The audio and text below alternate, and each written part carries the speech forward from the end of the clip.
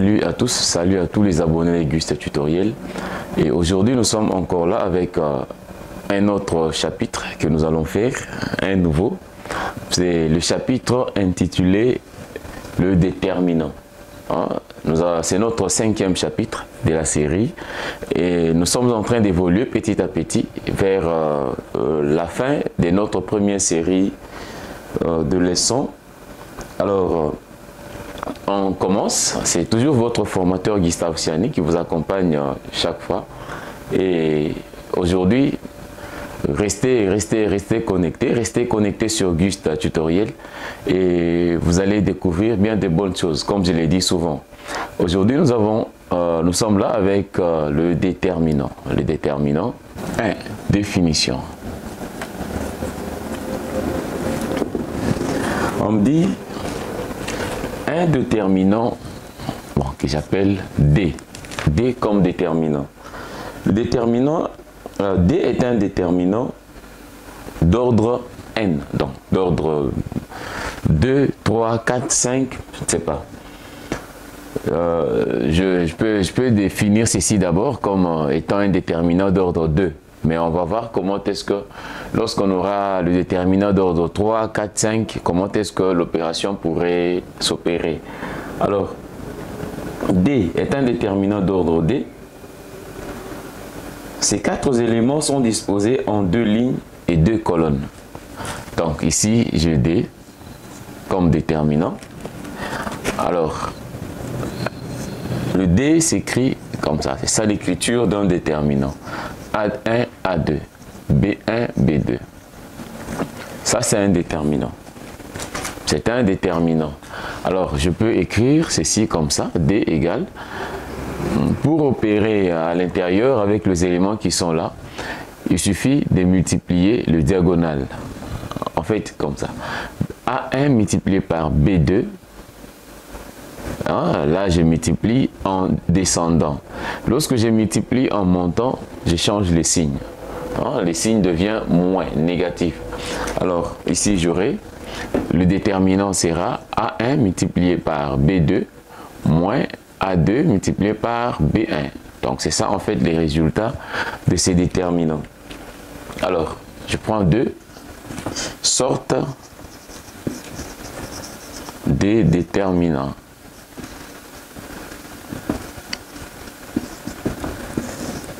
Sortes de déterminants. On nous dit qu'il existe plusieurs sortes de déterminants. Donc nous avons le déterminant d'ordre 3, déterminant d'ordre 4, déterminant d'ordre 5, déterminant d'ordre 6, ainsi de suite jusqu'à n. Donc là, ce sont les types de déterminants. Alors, je commence par le déterminant d'ordre 3, parce qu'ici c'était 2. D'ordre 2. Maintenant, je commence par le déterminant d'ordre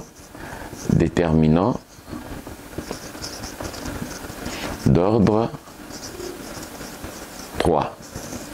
Voilà. Le déterminant d'ordre 3. Alors, je prends déterminant D égale à A1, A2, A3, B1, B2, B3. C1, C2, C3. C'est ça en fait le déterminant d'ordre 3. Alors comment est-ce que nous allons opérer, comment est-ce que nous allons calculer ces genres de déterminants? Alors lorsque vous avez un déterminant d'ordre 2, vous voyez, on a fait la multiplication et puis on fait la soustraction de C qui est de l'autre côté. Donc on a fait A1, A1, B2 moins, ici il n'y a pas de problème. Mais là, lorsque nous avons le déterminant d'ordre 3, le principe nous exige, le principe nous oblige de prendre les 2 termes. Nous avons les 3 colonnes. Première colonne, deuxième, troisième colonne. Alors, je prends les 2 premières colonnes. Parce que le déterminant est d'ordre 3. Je prends les 2 premières colonnes, je les ajoute de l'autre côté. Donc j'aurai A1, A2, A3, B1, B2, B3. Et je calcule maintenant le déterminant. Donc cette fois-ci, je peux faire ça.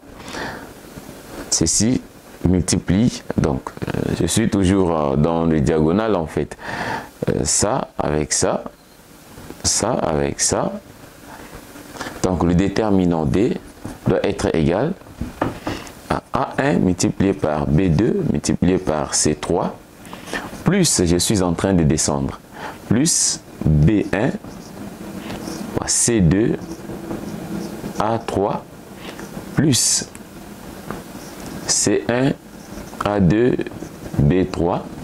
Là, je finis. Hein, j'ai les deux barres ici. Deux barres, 3 fois. 1, 2, 3. Alors, je m'arrête par là. Et je viens encore dans l'autre sens. J'ai ça et ça. Ça et ça. Là aussi. Et ça. Alors, lorsque je monte maintenant, là, le signe change. C'est le même principe que de l'autre côté. Donc, j'aurai moins A3, B2, C1, moins encore B3, C2, A1, moins encore C3, A2, B1. Donc, c'est ça, en fait, les résultats de ces déterminants. C'est ça les résultats de ces déterminants, sans problème. Donc, je crois que ce n'est pas assez compliqué. Donc, je prends un exemple. Je prends un exemple ici. Exemple. On met dans le déterminant de 2, 1, 3, 5, 6, 4. 1, 3, 5. On me demande de calculer ces déterminants. Je calcule ces déterminants. Donc, je crois que le calcul sera simple. Il suffit de faire, comme j'ai 3 colonnes, je prends juste les 2 colonnes ici, d'avant, je les impose de l'autre côté. Donc, je mets 2, 1, 3, 5, 6, 4. C'est comme ça. Et je peux venir, je dis, je commence par là, ça et ça, là, là, et là, et là, c'est tout. Ici encore, je fais ça, ça et ça. Et les déterminants sera 2 multiplié par, donc 2 multiplié par 6, c'est 12 multiplié par 5, ça fait 60. Plus 5 fois 9, ça me fait 45. 45. 1 fois 1 fois 4, ça me fait plus 4. Lorsque je monte, le signe change. 3 multiplié par 6, ça fait 18. Fois 1, ça fait 18. Moins. Là, nous avons 12 fois 2, 24. Là, nous avons 5 fois 1 fois 5, ça me fait 25. Et là, vous pouvez calculer ces déterminants-là. Vous allez voir que le déterminant va nous donner 42. Donc, si vous faites 60 plus 45 plus 4 moins 18 moins 24 moins 25, ces déterminants nous donnent, après avoir calculé, le déterminant nous donne 42. Donc, c'est ça, en fait, les résultats de ces déterminants. Donc, je crois que vous allez comprendre, c'est pas assez compliqué. C'est pas assez compliqué. Et là, c'était le déterminant d'ordre 3. Je peux prendre aussi le déterminant de 2, déterminant le déterminant d'ordre 4. Le déterminant d'ordre 4. Alors, lorsque vous avez le déterminant d'ordre 4, vous allez voir qu'il suffit de respecter tout simplement le principe. Hein? Respecter tout simplement le principe. Vous avez D égale, je prends A1, A2, A3, A4, B1, C1, D1, B2, B3, B4, C2, C3, C4, D1, D2, D3, D4. Donc, nous avons ces déterminants ici d'ordre 4. Alors, lorsque nous calculons les déterminants d'ordre n, on a dit très bien que vous prenez vous prenez les nombres, le n en fait, le n qui est les 4, vous faites moins 1, vous allez trouver 3 colonnes à ajouter. Donc vous enlevez juste une colonne qui est la colonne extrême, vous ajoutez les 3 colonnes qui sont devant là. Alors la même chose, lorsque on avait le déterminant d'ordre 3, on avait pris juste le 2 qui était devant et on a mis de l'autre côté, dans l'autre bloc. Alors ici je vais faire la même chose, j'ajoute juste A1, A2, A3, A4, B1, B2, B3, B4, C1, C2, C3, C4. C'est comme ça que nous allons calculer. Alors, je peux faire les calculs comme ça. Ça, fois ça, fois ça, ça, fois ça, fois ça, ça, fois ça, voilà. Ok. Alors, je viens encore avec le coin là. Ceci, fois ça, fois ça, ça, fois ça. Donc, on fait le moins. Voilà. Fois ça, fois ça, fois ça. Et là, nous aurons la valeur de notre déterminant sans problème. Donc, ce déterminant ici sera égal à A1 fois B2 fois C3 D4 plus B1 C2 D3 A4 plus C1 D2 A3 B4 plus D1 A2 B3 C4.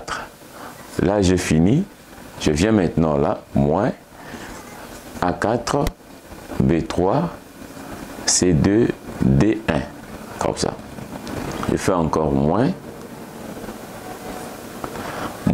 B4 C3 D2 A1, moins ainsi de suite.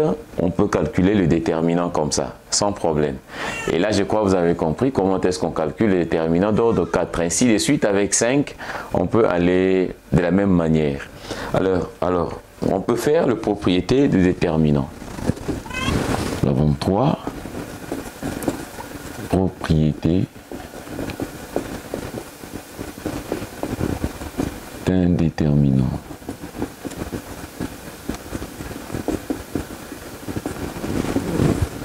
Quelles sont les propriétés d'un déterminant? Alors, nous avons A. Nous pouvons opérer la permutation des lignes et des colonnes d'un déterminant. Donc, c'est l'une des propriétés. Donc, prenons permutation. Permutation des lignes et des colonnes.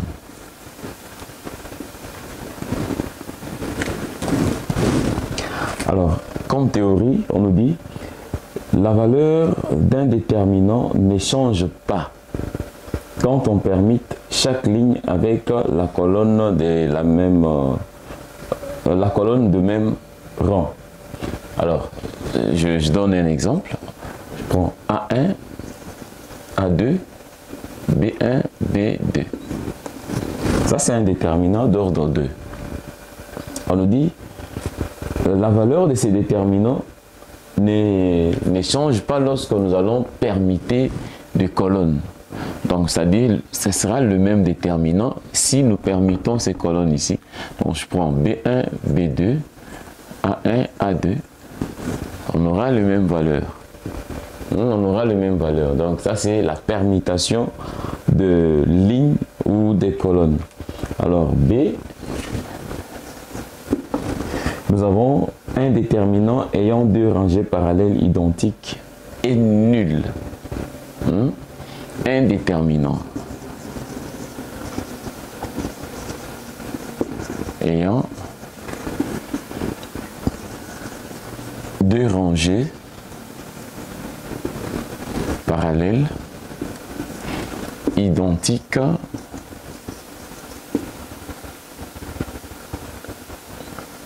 identiques et nulles. Donc Donc, ce déterminant est nul. Donc, si vous avez un déterminant qui a le deux rangées identiques, parallèles, bien sûr, ce déterminant doit être nul. Et je prends un exemple. Je me dis, je prends l'exemple d'un déterminant 3, 5, 3, 7, 9, 7, et puis 2, 3, 2. Ceci est un déterminant. Si vous regardez ces déterminants ici, en ligne, nous avons 3, 7, 2, 5, 9, 3, et vous avez aussi 3, 7, 2. Donc la troisième ligne est égale à la première ligne, si vous regardez. Troisième ligne et première ligne. Vous allez voir que ces déterminants, si vous voulez calculer ces déterminants, la valeur de ces déterminants est nulle, parce que nous avons le même ligne. Nous avons le même ligne. Donc ici, ce déterminant doit être égal à 0. Si vous opérez l'opération telle qu'on a appris précédemment, vous allez comprendre que ceci me donne 0. C'est une propriété de déterminant. Alors, nous prenons aussi C, produit d'un déterminant par un nombre. Produit d'un déterminant par un nombre. Voilà. Alors, on nous dit, pour multiplier un déterminant par un nombre, il suffit de multiplier les éléments d'une rangée par le même nombre. Hein? Vous allez comprendre comment est-ce que ça s'explicite. Donc, nous avons le déterminant A1, A2, A3. Vous avez B1, B2, B3. Vous avez aussi C1, C2, C3. Ceci est un déterminant. Alors, si nous voulons multiplier un déterminant, donc le déterminant ici par un nombre, M par exemple, alors la valeur sera la même lorsqu'on déplace le résultat final, en fait, sera le même lorsqu'on déplace les coefficients M par rapport aux différentes colonnes. Donc, c'est comme si je prends le B1 multiplié par M, B2 multiplié par M, ceci doit être égal à la même valeur. Ça va donner la même valeur si je prends le M, je multiplie par la première colonne. Donc, j'aurai A1 multiplié par M, A2 multiplié par M, A3 multiplié par M, et nous avons B1, B2, B3. De l'autre côté, nous avons C1, C2, C3. Ça sera la même chose si je prends le M ici, je multiplie par la troisième colonne. Donc, j'aurai toujours le même résultat. A1, A2, A3. Et puis B1, B2, B3. Et là, j'aurai C1M, C2M, et puis C3M. Ça, c'est aussi une propriété dans la multiplication d'un déterminant par un nombre M. Alors, nous venons ici, le point D, nous avons la méthode d'Essarius. Méthode d'Essarius.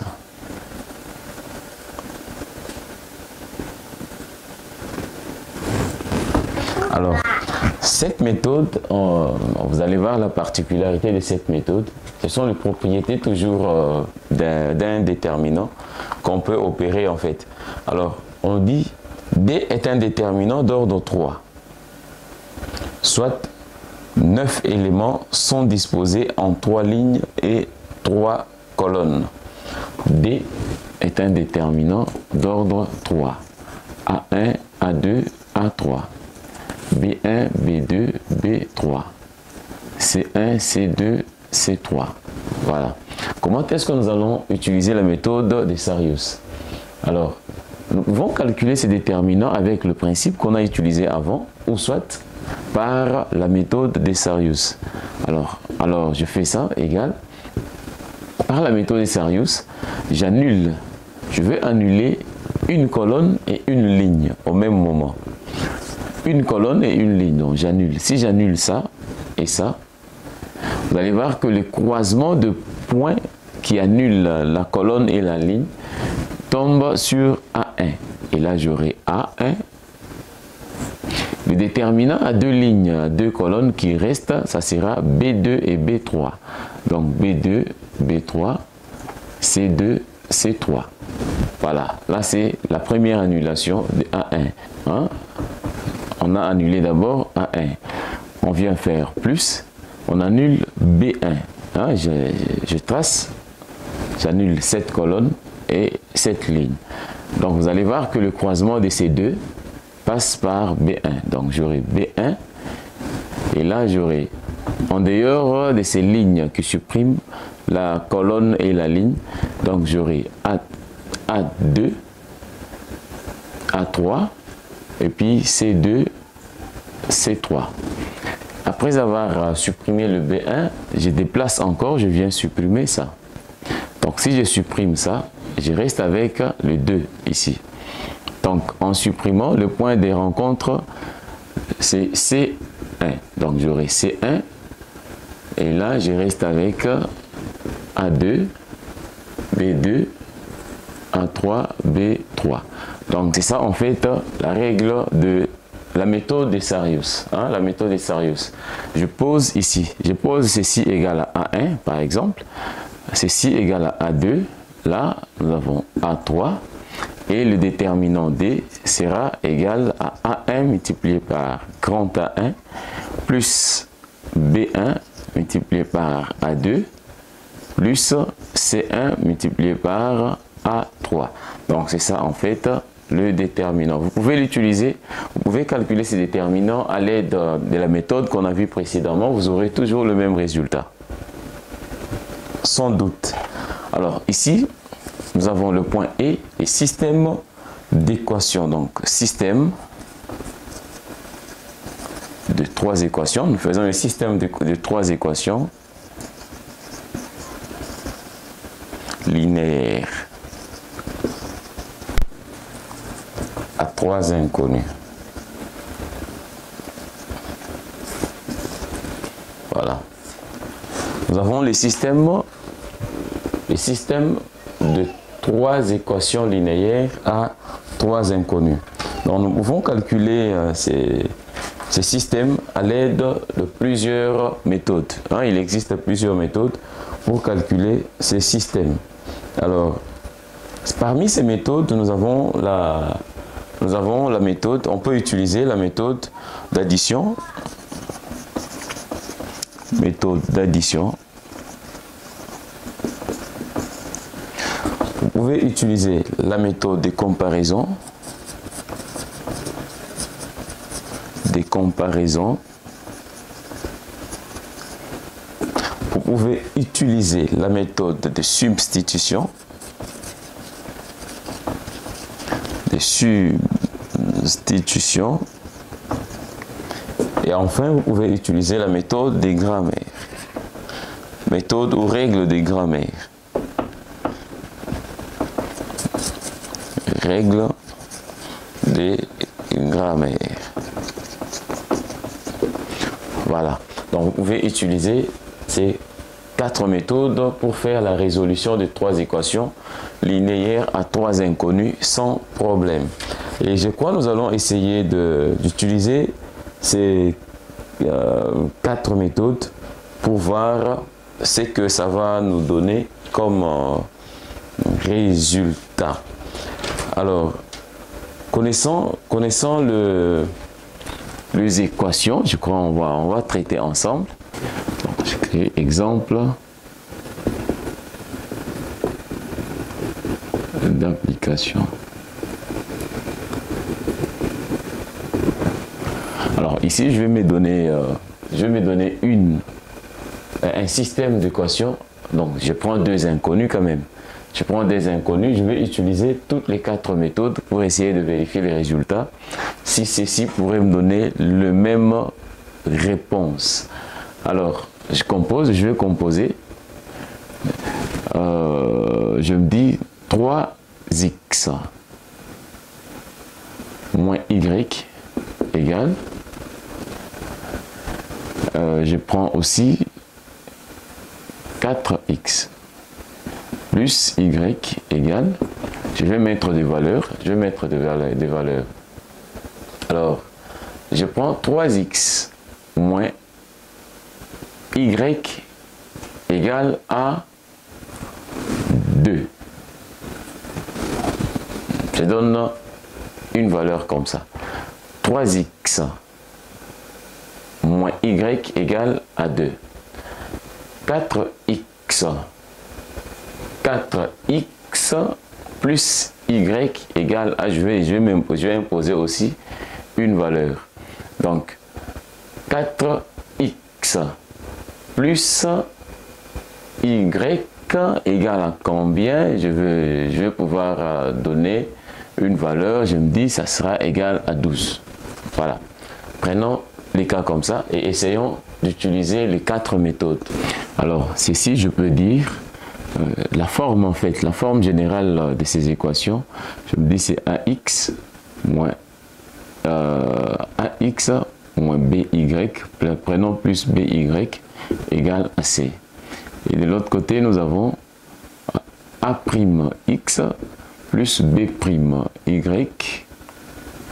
égale à c'. En fait, c'est ça la forme générale de ces équations. Alors, nous allons pouvoir utiliser, premièrement, je vais utiliser la méthode d'addition. Méthode d'addition. Comment utiliser cette méthode d'addition pour déterminer les inconnus x et y qui sont à l'intérieur des équations? Je note ces équations, j'aurai 3x moins y égale à 2. 4x plus y égale à 12. Alors, dans la méthode d'addition, je vais pouvoir supprimer une inconnue en faveur de l'autre. Je supprime une inconnue en faveur de l'autre. Donc, dans ces cas ici, je peux supprimer soit x ou y. Mais je regarde maintenant du fait que je veux additionner les deux équations. Je vais voir, je peux multiplier ceci par un certain coefficient que je vais mettre ici. Je multiplie par un certain coefficient que je peux mettre. Et puis ceci va me donner la suppression d'une inconnue. Alors, tel que ça se trouve là, je peux me dire, je vais pouvoir supprimer y par exemple. Je vais supprimer y. Ou soit je me dis, je vais supprimer x. Je peux supprimer x sans problème. Je peux supprimer y sans problème. Alors, je vais choisir de supprimer x. Parce qu'avec y, c'est plus facile. Hein? Ici, je peux directement supprimer. J'ai fait 3 plus 4, ça me donne 7x. Et je calcule sans problème. Mais supprimons x. Alors, pour supprimer x, je vais pouvoir mettre, je prends les coefficients de x. Ça sera la même chose si je veux supprimer aussi y. Donc, je prends le coefficient de x. De la deuxième équation, je mets là. Je prends le coefficient de la première équation, je mets ici. Ça sera comme ça et c'est comme ça que je vais supprimer les x. Mais parmi les deux coefficients que je mets là, je vais imposer un signe négatif pour pouvoir éliminer l'inconnu x. Je peux imposer les signes négatifs, soit ici, soit là-bas. Ça dépend de là où je veux. Alors, j'impose ici. Vous voyez, vous allez voir que j'ai interverti juste le valeur, le coefficient d'une seule inconnue. Alors, je fais ça et je vais évoluer. On aura le coefficient 4 ici va multiplier tous les termes qui sont de l'autre côté. Alors, et on va composer une nouvelle équation. Moins 4 multiplié par 3x, j'aurai moins 12x. Moins 4 multiplié par moins 1, qui est là, y, j'aurai plus 4y. Moins 4 multiplié par 2, j'aurai moins 8. Avec le 3 aussi, 3 multiplié par 4, j'aurai 12x. 3 multiplié par y, j'aurai plus 3y égale 3 multiplié par 36 par 2 par 12, j'aurai 36. Je vais additionner maintenant les deux équations. Alors, j'enlève ça parce qu'ici j'ai 12x, là c'est moins 12x. Et là, je trouve 4 plus 3, ça fait 7. 7y égale 36 moins 8, je trouve 28.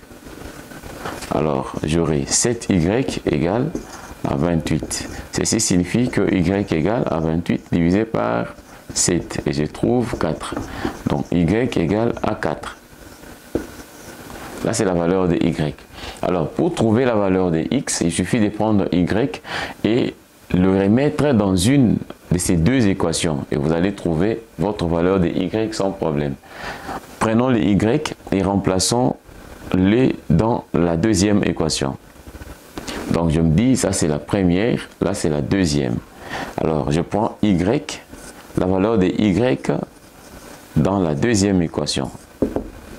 Dans cette équation. Donc, j'aurai le y ici. Si vous regardez dans cette équation, y ne sera rien d'autre que 12 moins 4x.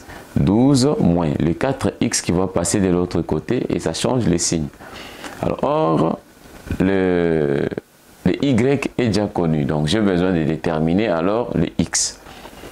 Alors, je peux faire encore le contraire. Donc, je prends le y qui est de l'autre côté, je le maintiens.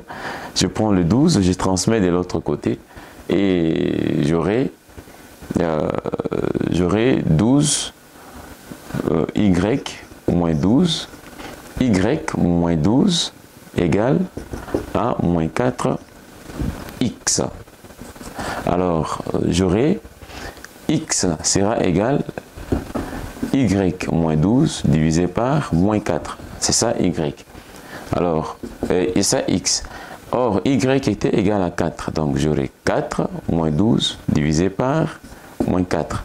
4 moins 12 me donne moins 8. Donc, j'aurai moins 8 divisé par moins 4. Moins 8 sur moins 4, je trouve 2. C'est-à-dire la valeur de x n'est rien d'autre que 2. Donc, ici, nous avons résolu cet exercice par la méthode d'addition. Si vous regardez très bien, nous avons utilisé la méthode d'addition sans peine. Et nous avons trouvé y égale à 4, x égale à 2.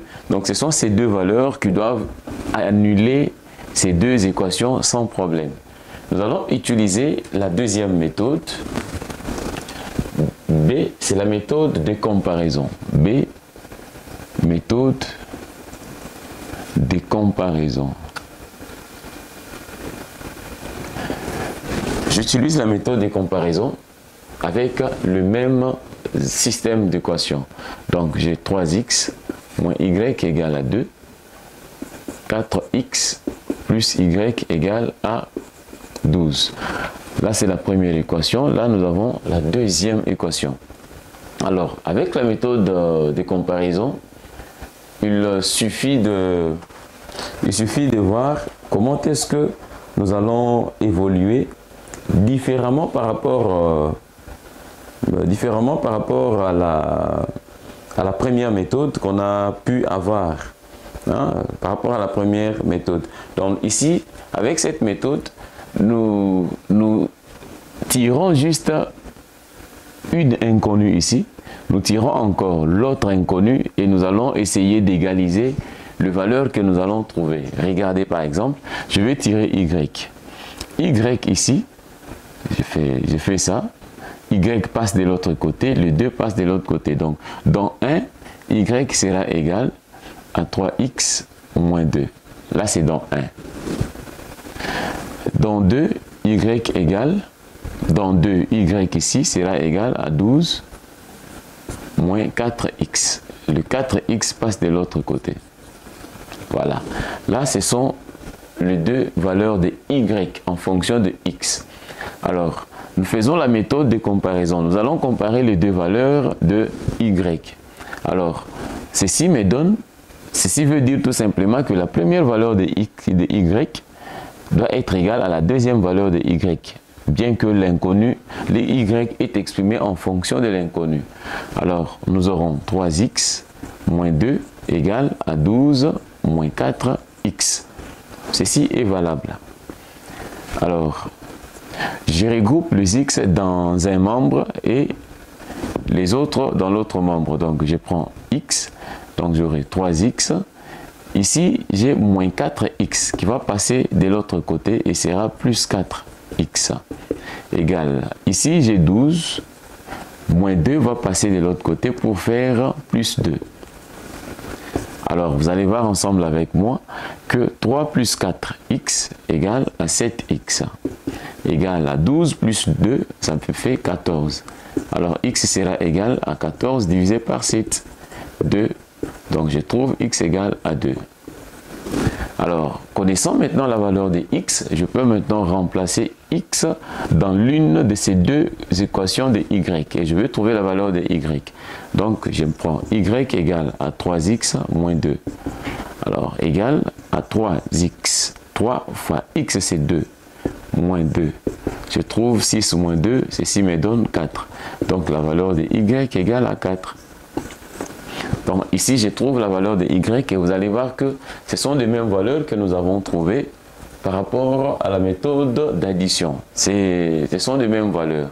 Donc avec la méthode d'addition, nous avons trouvé x égale à 2, y égale à 4. Avec la méthode de comparaison, nous venons de trouver aussi x égale à 2, y égale à 4. Alors je peux aller encore avec C. Avec C, je prends la méthode de substitution. Méthode de substitution. Méthode de substitution. Toujours avec le même système d'équation. Je prends 3x moins y égale à 2. 4x plus y égale à 12. Alors, la méthode de substitution. Donc, la méthode de substitution consiste tout simplement à tirer une inconnue à l'intérieur de l'équation et remplacer cet inconnu à l'intérieur de la deuxième équation. C'est ça la méthode de substitution. Et cette méthode, c'est une méthode plus puissante lorsque vous avez beaucoup d'équations à beaucoup d'inconnus. Là, vous pouvez utiliser la méthode de substitution comme vous voulez. La même chose aussi, même la méthode de comparaison, vous pouvez le faire. Donc, vous pouvez utiliser la méthode comme vous voulez. Vous utilisez la méthode comme vous voulez, selon aussi les systèmes d'équations que vous avez. Alors, ici, je vais utiliser la méthode de substitution. À partir d'ici, je vais tirer la valeur de y. Y sera égal à...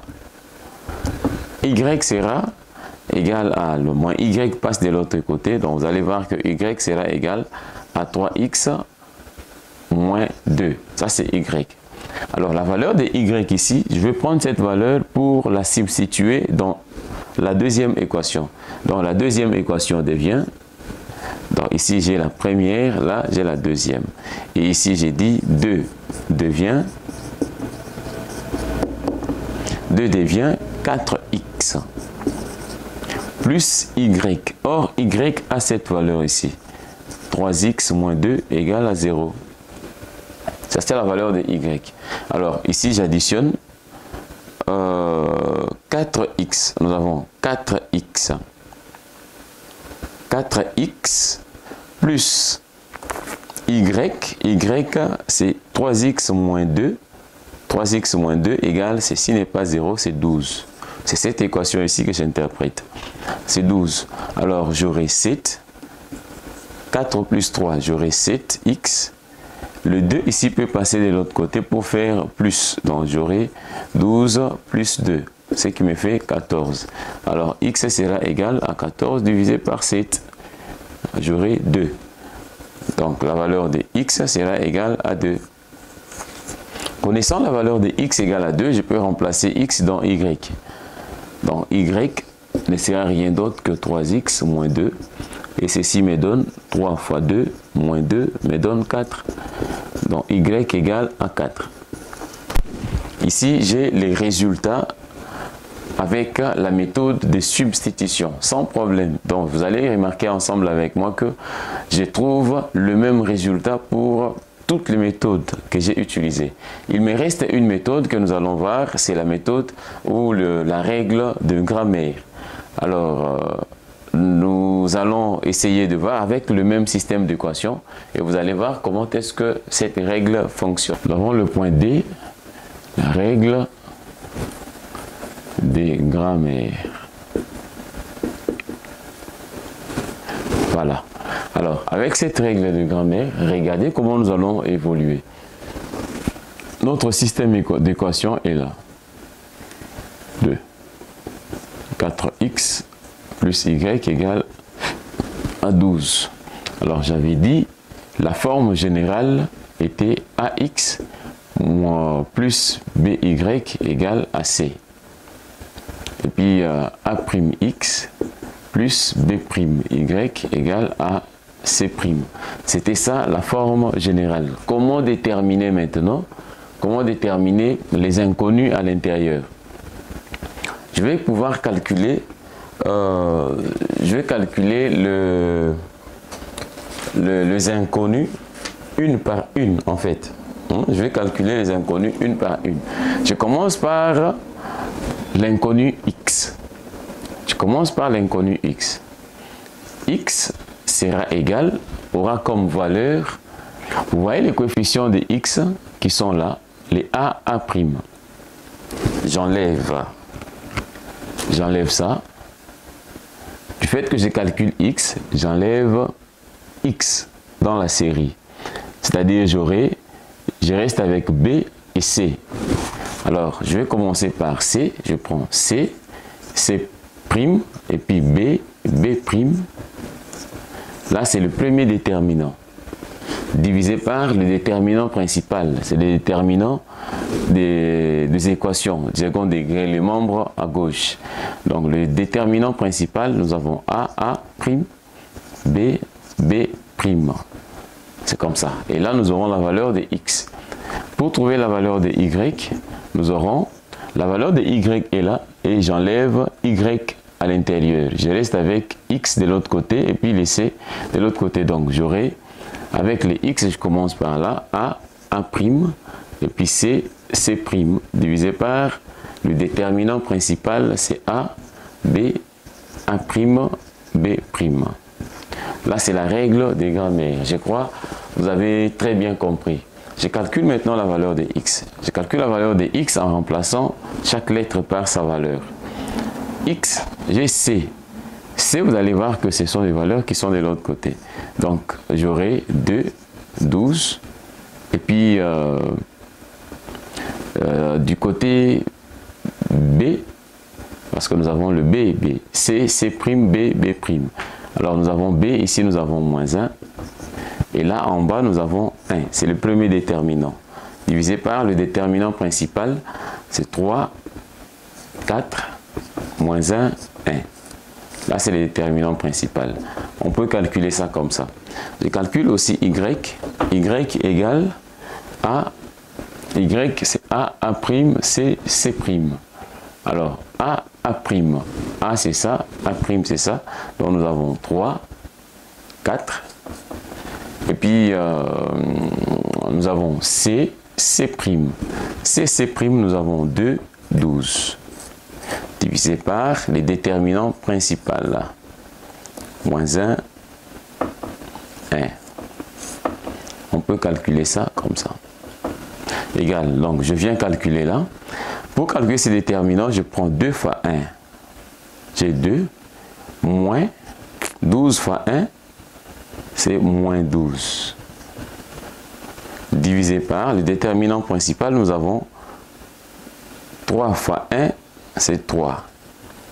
Ça aussi, 4 fois moins, donc je fais moins 4 fois moins 1, j'aurai moins 4. Et là, vous allez voir que ici, c'est 14 divisé par là, c'est 7. 3 moins 4, c'est 7. Et je trouve 2. Donc la valeur de x ici égale à 2. Alors ici encore, je prends 3 multiplié par 12, c'est 36. Moins 4 multiplié par 2, c'est 8. Divisé par 3, multiplié par 1, c'est 3. Et 4 multiplié par moins, donc ça sera moins 4. Alors ici, j'aurai 36 moins 8, j'aurai 28. 3 moins 4, j'aurai 7. Et ceci me donne 4. Donc, y égale à 4. Voilà, je crois que vous avez bien compris. Avec la règle de grammaire, nous avons trouvé aussi x égale à 2, y égale à 4. Et là, c'est par là que nous faisons le clos de notre chapitre.